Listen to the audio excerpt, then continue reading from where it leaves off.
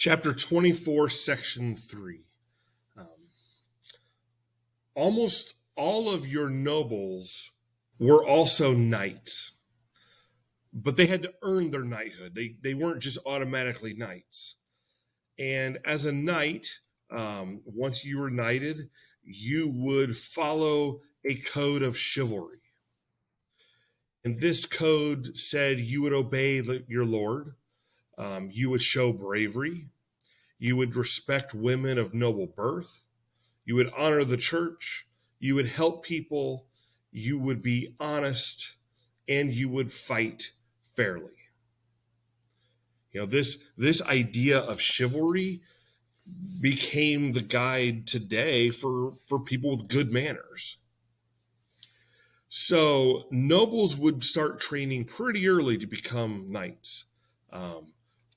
At the age of 7, a noble would be sent to the castle of another lord, where they became a page.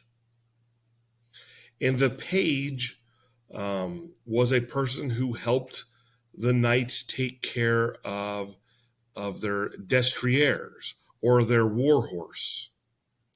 The page would also polish the knight's armor. It was about 80 pounds of armor. This is where they would learn good manners.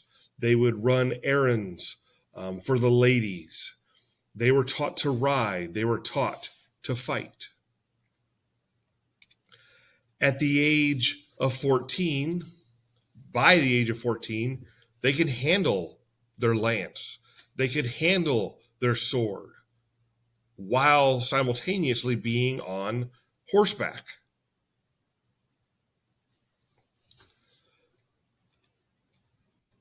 At age 15, the page becomes a squire.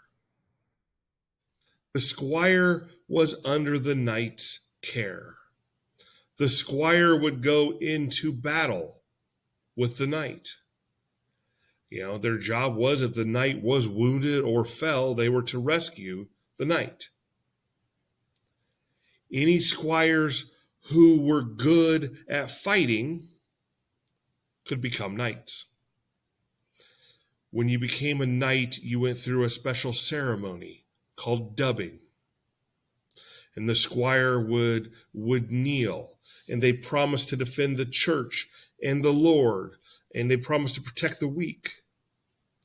And the Lord would tap the squire on the shoulder with their sword and pronounce him a knight.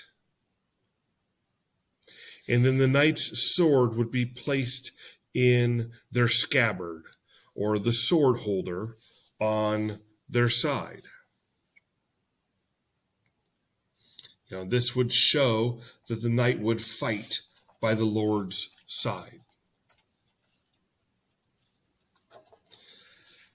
You saw knights have a lot of tournaments to test their strength and their skill and their endurance.